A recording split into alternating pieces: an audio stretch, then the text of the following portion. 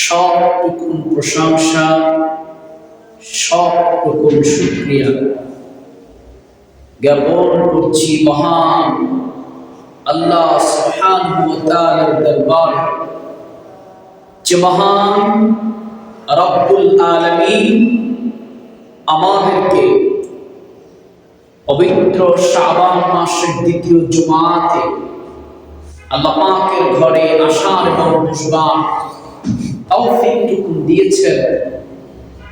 প্রাণ খুলে সেমনি আল্লাহ পাকের দরবারে বলে উঠছি আলহামদুলিল্লাহ, আলহামদুলিল্লাহ। সবাই পড়ছি রব্বানা লাকাল হামদ, ربنا لك الحمد হামদান কাসীরান حمدا كثيرا طيبا طيبا মুবারাকান ফীহ। مباركا فيه। লাখ কোটি এবং তার চাইতেও বেশি দরুদ এবং সালাম প্রেরণ করছি আমাদের প্রিয় নবী জনাব মুহাম্মদুর রাসূলুল্লাহ সাল্লাল্লাহু আলাইহি ওয়াসাল্লাম, যিনি আমাদেরকে শিক্ষা দিয়েছেন সুন্নাতি জীবন এবং বেদাত এবং শিরক থেকে আমাদেরকে দূরে রাখার শিক্ষা দিয়েছেন। প্রাণপ্রিয় মুসলিমবৃন্দ, আমরা হচ্ছি মানব জাতি। আল্লাহ পাকের দরবারে এই মানুষের কি মর্যাদা! আমরা যে মানুষ, আল্লাহ পাক যে আমাদেরকে পশু বানান নাই, মানুষ বানিয়েছেন।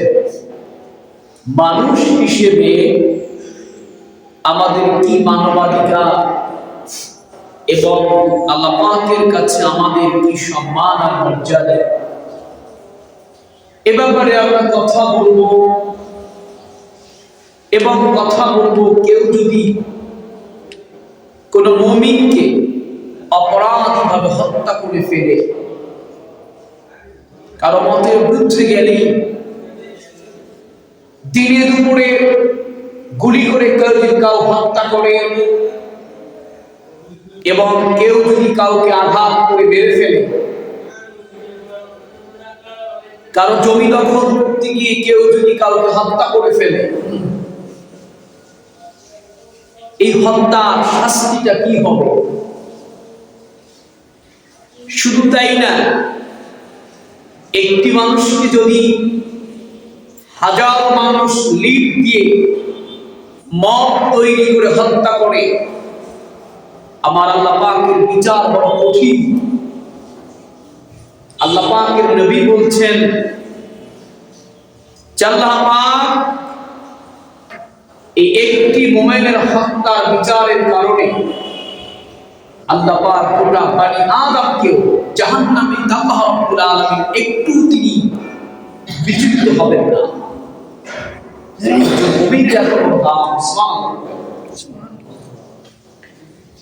আজকে সমাজের মধ্যে আমাদের নৈতিকতার অবক্ষয় হচ্ছে। আজকে সমাজের মধ্যে অপরাধ বেড়ে গিয়েছে। কেউ কাউকে ভালো লাগছে না, তার মতের বিরুদ্ধে গিয়েছে, তার দলের বিরুদ্ধে গিয়েছে, দেখা যায় লোকটাকে রাতের গভীরে তাকে হত্যা করে ফেলা হয়। নাউজুবিল্লাহ। গুম করে তাকে নিয়ে যাওয়া হয় অনেক দূরে, তার পরিবার জানেও না, তার লাশটা কোথায় পর্যন্ত। নাউজুবিল্লাহ। আমাদের এই কথাগুলো ভালো লাগতে পারে, কিন্তু আমার ভাইরা, আপনি আপনার নিজের জায়গায় একবার চিন্তা করুন, যেই মানুষকে গুম করে হত্যা করা হয়, তার পরিবার পর্যন্ত তার লাশের খবর পায় না, জানাজার সুযোগ হয় না, তার সন্তান পর্যন্ত, তার স্ত্রী পর্যন্ত তার লাশটা পর্যন্ত দেখতেও পারে না। এই জায়গায় যদি আপনি হতেন তাহলে আপনি কি বিচার রাষ্ট্রের কাছে চাইতেন কিনা জোরে বলেন। এই জন্য আজকের জুমাতে আমরা কথা বলবো মানুষকে অন্যায়ভাবে হত্যা করা, অন্যায়ভাবে কথাটা যোগ করতে হবে। যদি ইমাম আর খতিবরা শুধুমাত্র কবরের নিচের ওয়াজ আর আরশে আজিমের উপরের ওয়াজ করে, তাহলে এই সমাজে যে ত্রুটিগুলো আমাদের চোখে দেখা যায়, এগুলোর জন্য আমরা যদি কোরআন হাদিস থেকে কথা না বলি, আমাদের কণ্ঠগুলোকে যদি বন্ধ করে দেওয়া হয়, তাহলে সমাজে মানবাধিকার বলতে কিছু থাকবে না। আপনি দেখেন আমেরিকার ডোনাল্ড ট্রাম্প, এই লোক আন্তর্জাতিক আইন লঙ্ঘন করে, আন্তর্জাতিক আইনকে বৃদ্ধাঙ্গুল দেখিয়ে ভেনেজুয়েলার প্রেসিডেন্টকে তার দেশ থেকে তাকে এক পর্যায়ে তাকে হাইজ্যাক করেই বলা যায়, তাকে তার দেশ থেকে তাকে উঠিয়ে নিয়ে আসছে। ভেনেজুয়েলার প্রেসিডেন্ট, তার একটা মানবাধিকার আছে তার রাষ্ট্রে থাকা, কিন্তু আজকের পরাশক্তি আমেরিকা সেই ভেনেজুয়েলার প্রেসিডেন্টকে তার রাষ্ট্র থেকে তাকে উঠিয়ে নিয়ে আসছে। নাউজুবিল্লাহ। এরকম ডোনাল্ড ট্রাম্প আপনার চারপাশে ঘুরে দেখবেন যে আপনাকে পছন্দ হয় না, আপনাকে ভালো লাগে না, আপনাকে ধরে আপনার স্ত্রী, আপনার মেয়ে, আপনার সন্তানের সামনে থেকে আপনাকে ধরে নিয়ে রাতের আধারে আপনাকে গুলি করে আপনাকে কোন এক ট্রেনের মধ্যে আপনাকে ফেলে দেওয়া হবে। নাউজুবিল্লাহ। এজন্য আমার ভাইরা, আমাদের নৈতিকতার বড্ড প্রয়োজন। সমাজে বিভিন্ন দল থাকবে, মত থাকবে, এটাই হলো গণতন্ত্রের সৌন্দর্য, ঠিক কিনা জোরে বলেন। কিন্তু এর মানে এই নয় যে আপনার মতের সাথে কারো মত মিলছে না, আপনি একজনকে হত্যা করে ফেলবেন। যাকে আপনি হত্যা করা হলো, এই লোকের সন্তানকে এতিম করে দাও। একটা লোককে হত্যা করতে যতগুলো লোক লিড দিবে, নেতৃত্ব দিবে, আল্লাহ পাক সকলকে জাহান্নামের মধ্যে নিক্ষেপ করবেন কিয়ামতের ময়দানে। এই যে গাজীপুরের কুবাই এলাকাতে একজন ইমামকে প্রায় 4-5 মাস আগের ঘটনা, একজন ইমাম তাকে ধরে মদ তৈরি করে তাকে হত্যা করা হলো। একজন ইমামের বক্তব্য আপনার ভালো নাও লাগতে পারে, কিন্তু এর মানে এই নয় যে তাকে হত্যা করতে হবে। তো কুবাইলের ঘটনা বলছি, এরকম অনেক ঘটনা আমাদের চারপাশে আছে। অপরাধ হচ্ছে মিডিয়া আসছে না, মিডিয়াগুলো এখন দালালে পরিণত হয়ে গিয়েছে। ভাইরা আমার, আমাদের এই দেশ 1971 সালে মুক্তিযোদ্ধারা যুদ্ধ করে স্বাধীন করেছে। একটি কারণ ছিল প্রত্যেকটি মানুষ তার কথার অধিকার রাখে। এই বাংলাদেশের ইতিহাস আছে, এই বাংলাদেশের ছেলেরা তার মাতৃভাষার জন্য জীবন দিত, তারা জানে। রফিক, শফিক, জব্বার, তারা এই ভাষার জন্য তারা জীবন দিয়েছে। তো কেন জীবন দিয়েছে? যেন তার নিজের ভাষার অধিকার তিনি কথা বলতে পারেন, ঠিক কিনা?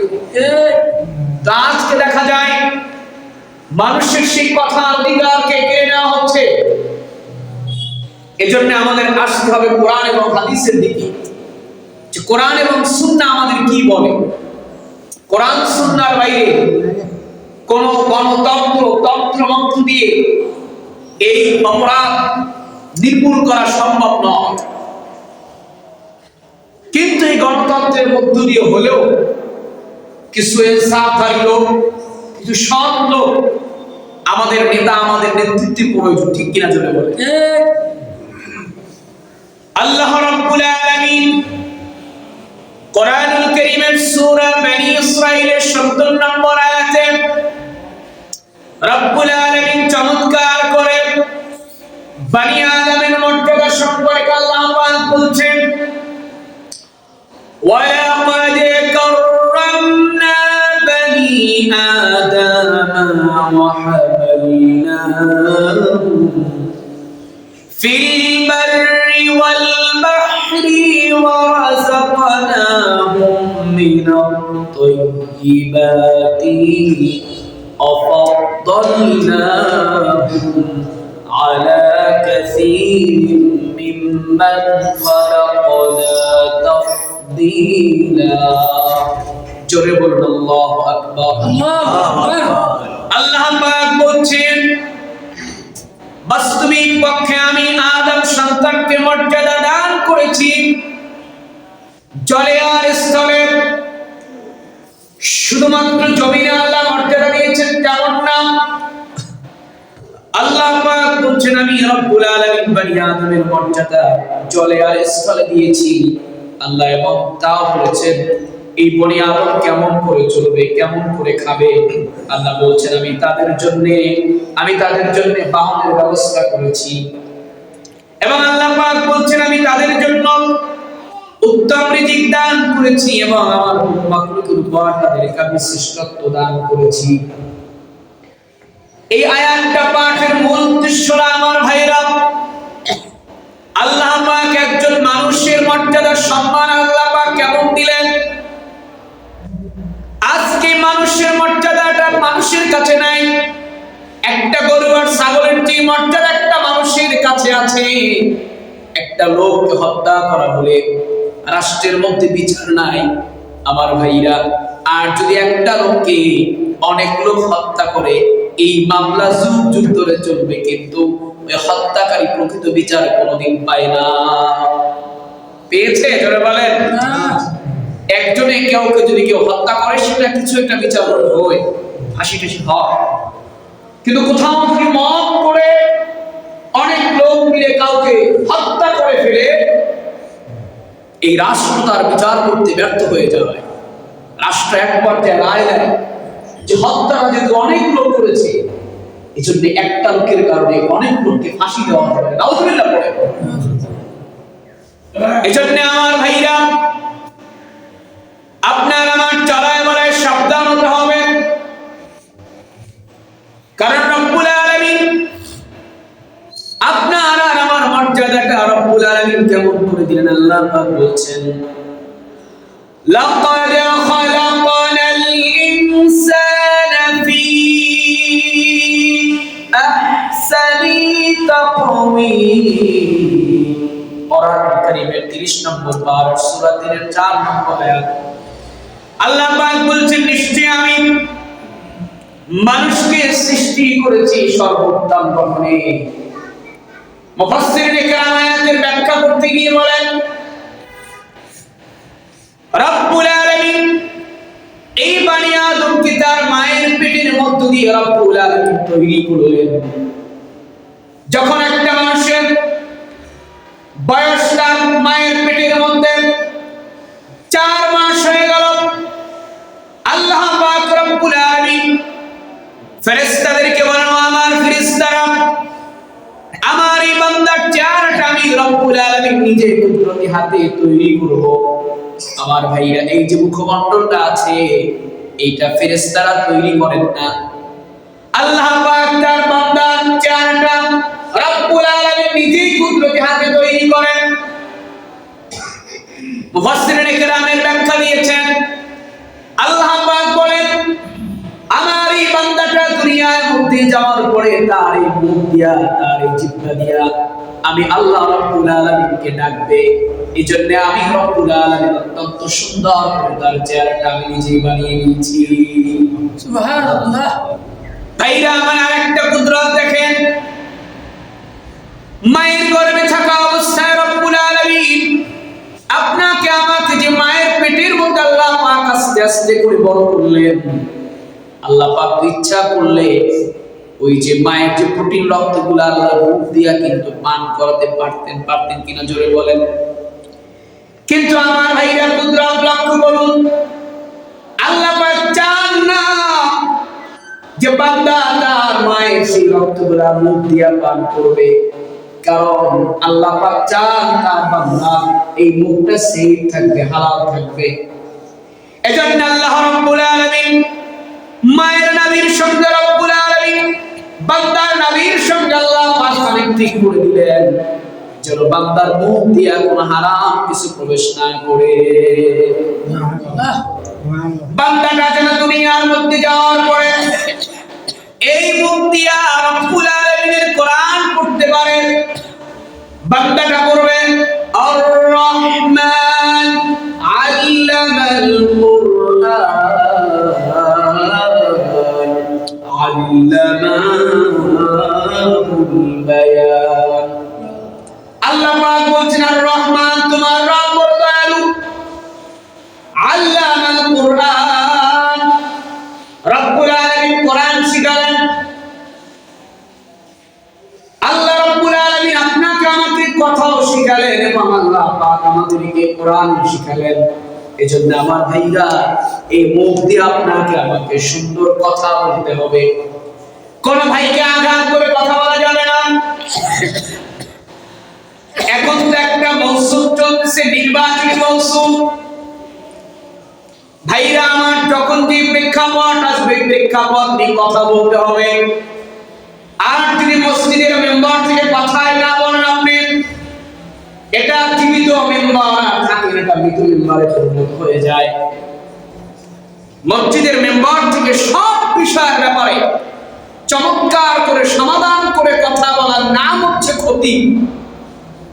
আর যদি কোনো খতিব প্রেক্ষাপটে কথা বলার মতো নিজের হিম্মত না রাখে, খতিবগিরি ছেড়ে দিয়ে সবজি বিক্রি করে খাওয়া তার জন্য উপযুক্ত। যে কথা বলতেছিলাম, নির্বাচন চলতেছে, প্রচারণা চলবে। আমাদের প্রত্যেক দলের মুসল্লি ভাইরা এখানে নামাজ পড়ে, ঠিক কিনা জোরে বলে? কথা হচ্ছে আপনার দল আপনার কাছে অত্যন্ত ভালোবাসার প্রিয় পাত্র, ঠিক কিনা? আপনি আপনার দলকে যেমন করে শ্রদ্ধা করেন, ভালোবাসেন, আর একজন ব্যক্তিও তার দলকে তেমন করে শ্রদ্ধা করে, ভালোবাসে, ঠিক কিনা? এজন্য নির্বাচনের সময় আমরা যারা নির্বাচনী প্রচারণায় আছি, প্রত্যেক নেতা যে যার নেতা প্রচারণায় আছেন, প্রত্যেকের মুখ দিয়ে খুব সাবধান করে কথা উচ্চারণ করতে হবে। কারণ আপনি যদি সাবধান করে কথা না বলতে পারেন, তাহলেই দেখবেন ওই জায়গায় একটা গ্যাঞ্জাম লাগবে, ঠিক কিনা জোরে বলে? আর এই গ্যাঞ্জাম কথা থেকে শুরু করে নিহতের পর্যায় পর্যন্ত বলা, ঠিক কিনা জোরে বলে? আজকের জুমাটা আমার উদ্দেশ্যের জন্যই যে, যেহেতু এখন এই মৌসুমটা চলতেছে, কোরআন হাদিস দিয়া কিছু কথা বললে কিছু লোকেরা কথাগুলো গ্রহণ করবে, ঠিক কিনা? আমরা বরাত সম্পর্কে গত জুমাতে লম্বা কথা বলেছি। আবার মঙ্গলবার দিবাগত রাত্রে প্রায় 1 ঘন্টা বরাত নিয়ে কথা বলবো। তো যে কথাগুলো বলতেছিলাম যে বনি আদমের কি মর্যাদা,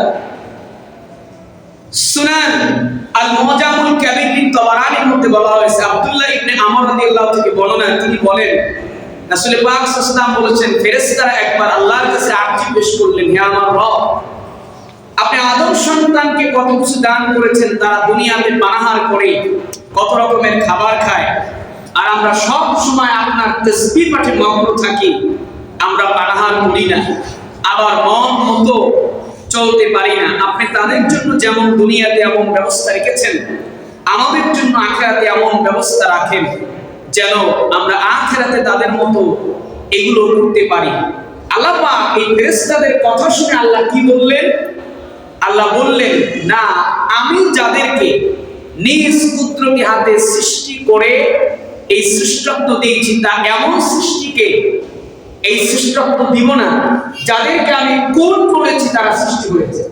হাদিসটা এবার বোঝায়, ফেরেশতারা আল্লাহর কাছে বলছে, আল্লাহ, আপনি বনি আদমকে যে মর্যাদাটা দিয়েছেন, এটা আমাদেরকে দেন।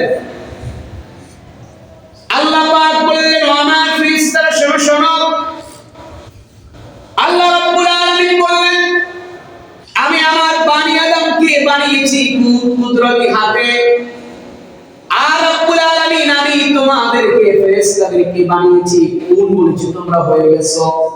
এজন্য আল্লাহ বলছেন আমি যাদেরকে নিজের কুদরতি হাত দিয়া বানাইলাম আর যাদেরকে আমি কোন বললাম তারা হয়ে গেল। আল্লাহ বললেন যাদেরকে আমি নিজের হাত দিয়া বানালাম তাদের মর্যাদা তোমাদের চাইতে আমি আল্লাহর কাছে অনেক বেশি। সুবহানাল্লাহ। এবার দেখেন আমরা মর্যাদার হাদিসগুলো পড়ছি। হাদিস পড়ার আগে আরো কিছু আয়াত পড়ছি। এই যে জুলুম একটা বিষয় আছে, আগে জুলুমটা বুঝতে হবে। কারণ জুলুম করে মানুষ মানুষের উপরে, ঠিক কিনা জোরে বলে? ঠিক। জুলুম করে মানুষ মানুষের উপরে। আমি ক্লিয়ার করে বলছি আমার ভাইরা, আমার জুমার খুতবাতে যদি আপনাদের কারোর সাথে মিলেও যায়, খুতবাটা মেলানোর চেষ্টা করবেন না। কোরআন থেকে বলছি, শিক্ষাটা নেওয়ার চেষ্টা করবেন। কথা বুঝতে পারছেন? ইনশাআল্লাহ। এর কথা হচ্ছে এই, আপনি যদি ইমাম সাহেবের খুতবাকে ডান বাম দিকে টান দেন তাইলে আর কথা বলার সুযোগ থাকবে না। ইমাম সাহেবদের কথার নীতি হবে এইভাবে, কোন দল কোন ব্যক্তিকে ছোট করে নয়, কোরআন থেকে মূল কথাটা উনি বলবেন, যার ভালো লাগে গ্রহণ করবেন, এটাই নীতি মূলত। কোরআনুল কারীম আল্লাহ তাআলা জুলুম শব্দটা আল্লাহ পাক ব্যবহার করেছেন 130 বার। কতবার? 30 বার উল্লেখ করেছেন। আর সরাসরি আল্লাহ পাক জালেমের শাস্তি নিন্দায়, যে জালিম মানে যারা জুলুম করে, জুলুম শব্দটা আসছে 130 বার। আর এই জুলুম যারা করে, জালিম যারা, তাদের ব্যাপারে তাদের শাস্তির নিন্দা আল্লাহ পাক কোরআনে করেছেন 70টা জায়গায়। কতটা জায়গায়? 70 জায়গায়। চিন্তা করতে পারেন। এর মধ্যে আমি 2-4টি জায়গা বলছি। কোরআনুল কারীম রব্বুল আলামিন সূরা শুআরার মধ্যে রব্বুল আলামিন বলছেন ওয়া তারাস সালিমিনা লাম্মা রাআউ আল-আযাব ইয়াকুলুনা হাল ইলা মারদিন মিন সাবিল। আল্লাহ রাব্বুল আলামিন আপনার আমার নবীকে লক্ষ্য করে বললেন, ও নবী, আর জালেমরা যখন শাস্তি দেখতে পাবে, ও নবী, তখন আপনি তাদেরকে বলতে শুনবেন ফিরে যাওয়ার কি কোনো উপায় আছে? এই জালেমদেরকে রব্বুল আলামিন যখন শাস্তি দেবেন, ভাইরা আমার, জালেম বলতে আপনি কোন দিকে টান দিবেন না। জালেম বলতে যে ব্যক্তি জুলুম করবে তিনি জালেম। কোন ভাই যদি বোনের উপরে জুলুম করে, পিতার প্রত্যেক সম্পত্তি বোনও পাবে, ভাইও পাবে, কিন্তু ভাই যদি বোনেরটা মেরে দেয়, কোরআনের ভাষায় ওই ভাই হলো জালেম। আবার একজন ব্যক্তি হক কথা বলছেন, কোন ব্যক্তি যদি তার কথাকে বন্ধ করার জন্য তাকে প্রেসার করে তাকে ছেড়ে দেয়, হত্যা হুমকি দিয়ে, ব্যক্তিও জালেম। আবার কোন ব্যক্তি ঝগড়া করতে চায় না, গঞ্জাম করতে চায় না, কিন্তু অপর একজন ব্যক্তি পায়ে পা দিয়ে ঝগড়া করবে, তিনিও জালেম। কোরআনের ভাষায় তিনিও জালেম, অর্থাৎ যিনি জুলুম করবেন তিনি জালেম। আল্লাহ পাক বলছেন, ও নবী, এই জালেমদেরকে আপনার রব যখন শাস্তি দেবেন তারা, আপনি তখন এই জালেমদেরকে বলতে শুনবেন। জালেমরা বলবে ফিরে যাওয়ার কি কোনো উপায় আছে? অর্থাৎ জালেমরা তখন চাইবে যে আমরা দুনিয়া আবার গিয়ে আমরা একটু সাধু হইয়া, অর্থাৎ ভালো হইয়া আবার আমরা ফিরে আসব। কিন্তু আল্লাহর দরবার থেকে আর ফিরে আসার কোনো সুযোগ থাকবে না। সুযোগ থাকবে? জোরে বলেন। সুযোগ থাকবে না। এজন্য আমার ভাইরা, মূল কথা হচ্ছে সবচেয়ে বড় কবিরা গুনাহের তালিকা একটি হচ্ছে জুলুম করা। কি করা বলেন? জুলুম করা। বুখারী শরীফের মধ্যে বর্ণনা আসছে, আন আনাস ইবনে মালিক আনিন নবী সাল্লাল্লাহু আলাইহি ওয়া আলিহি ওয়াসাল্লাম, নবীজি বললেন, ক্বালা আকবারু, আকবার মানে সবচেয়ে বড়, আকবারুল কাবাইরিশ শিরকু বিল্লাহ ওয়া কাতলুন নাফসি ওয়া উকুকুল ওয়ালিদাইনি ওয়া ক্বালুস যুর আও ক্বালা ওয়া শাহাদাতুজ যুর।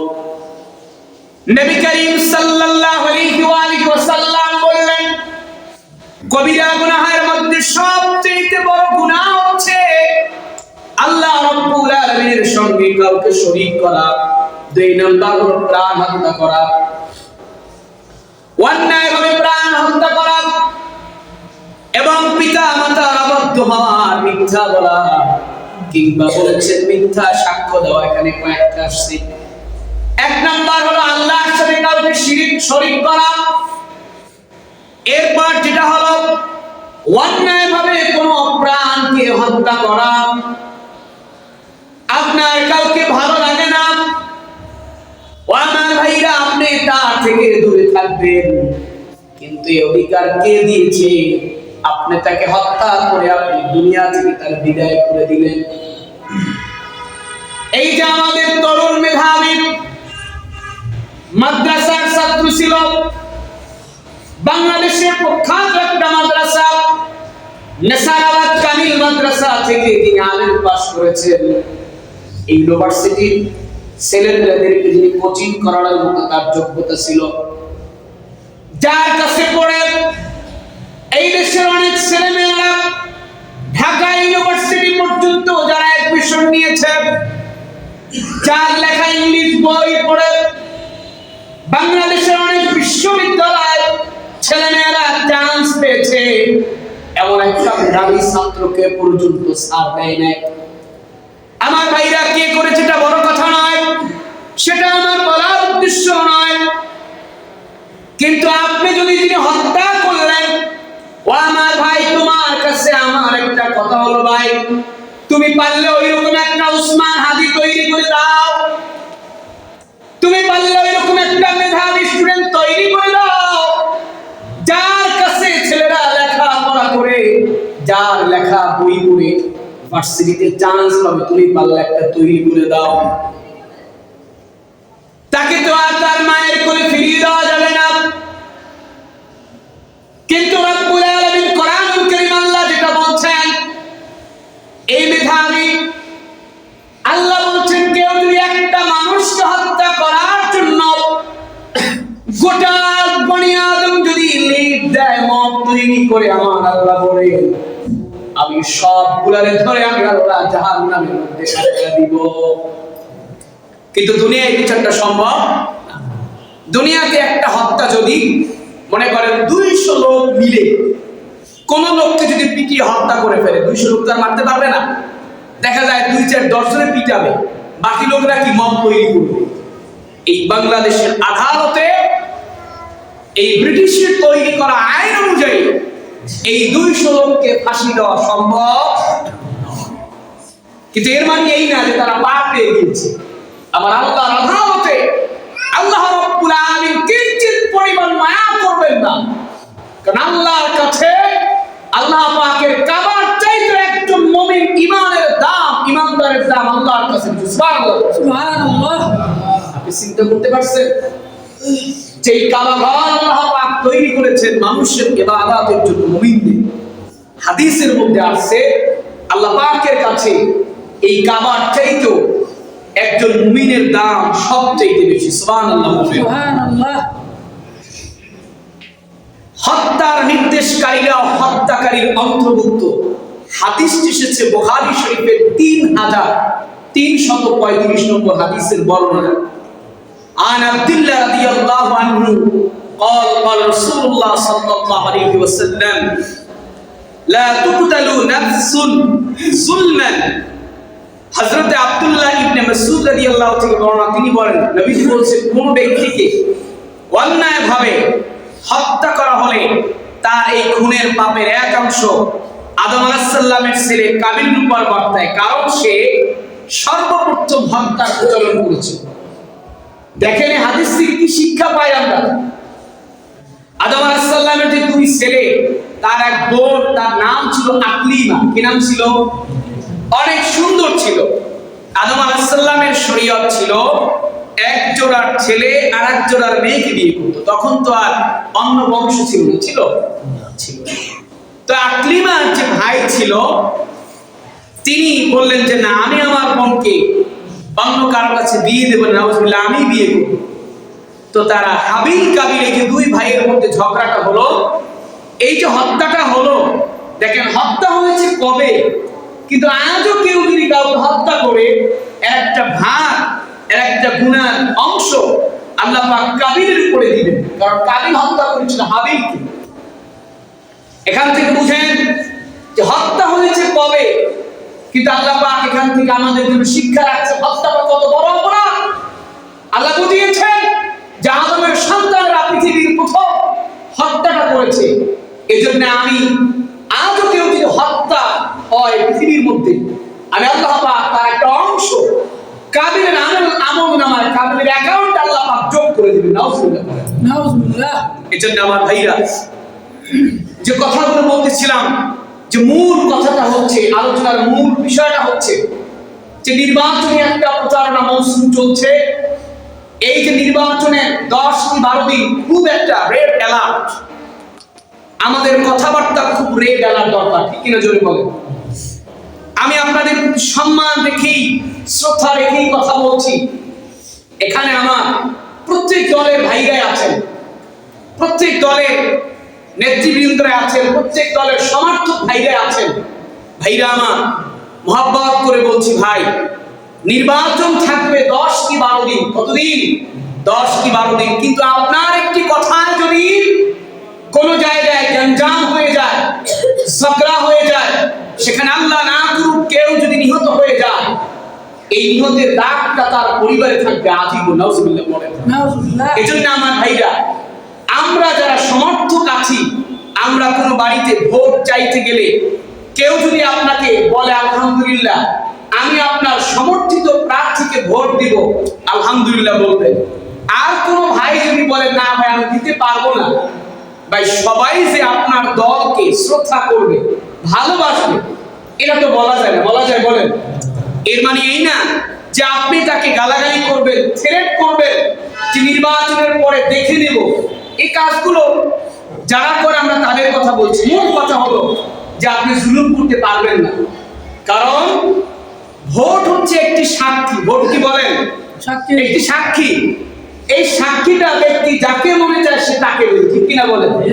এই যে আমরা পুরো 40 মিনিট আলোচনা করলাম, কোন মার্কা নিয়ে কথা বলছি? জোরে বলেন। কোন দল নিয়ে নাম নিয়েছি? মূল কথা হচ্ছে আমরা ভোটার, আমরা এক একটি দলের আমরা সমর্থক। আমরা চায়ের দোকানে বসবো, সেখানেও কিন্তু এখন আলাপ হয়, নির্বাচনী আলাপ, ঠিক কিনা বলেন? এই আলোচনাটা আমার মূল করার উদ্দেশ্য হলো যেন আমাদের এই সমাজটি, আমরা যেন কোনো গ্যাঞ্জাম, কোনো ঝগড়ার মধ্যে জড়িয়ে না যাই। ভাইরা আমার, মহব্বত করে বলছি ভাই, চায়ের দোকান অনেকে চা খেতে বলে বসছে, দেখবেন 10 জন নির্বাচনী আলাপ চলতেছে বা একটা সংবাদ চলছে তার সামনে, ওখান থেকে কিন্তু একটা ঝগড়া শুরু হয়ে যেতে পারে। এই জন্য এই 10 কি 12 দিন রাষ্ট্রীয় নীতিও হলো যে 10-12 দিন দেখেন না প্রশাসন কেন্দ্র নিয়ন্ত্রণ করতেছে, কারণ এই 10-12 দিন রেড অ্যালার্ট। কি অ্যালার্ট বলেন? আপনার আমার মুখের জবানে একটা রেড অ্যালার্ট গ্রহণ করেন যে গীবত তো এমনিই তো খারাপ জিনিস, কি বলেন? কারো পিছে কারো গীবত করা যাবে না, আর কারো সামনেও কাউকে আঘাত করে কথা বলা ঠিক না।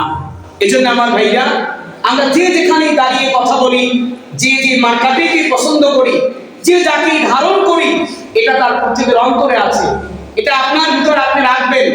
কিন্তু কোনো ভাইকে, ভাইরা আমার অনুরোধ করে বলছি, কোনো ভাইকে আঘাত করে কথা বলবেন না, কোনো ভাইকে আঘাত করে কথা বলবেন না। কারণ আপনি আঘাত করে কথা বললেই দেখবেন যে আপনার পাশে আরো 2 জন, তারা হয়তো তার পক্ষ নিতে পারে, আপনার পক্ষ নিতে পারে। ওখানে যদি আপনি বেশি একটু উত্তেজিত হয়ে কথা বলেন, কাউকে থ্রেট করেন, হতে পারে আপনার একটা আচরণের কারণে আপনার সমর্থিত প্রার্থীর একটা ভোট মাইনাস হতে পারে, ঠিক কিনা বলেন?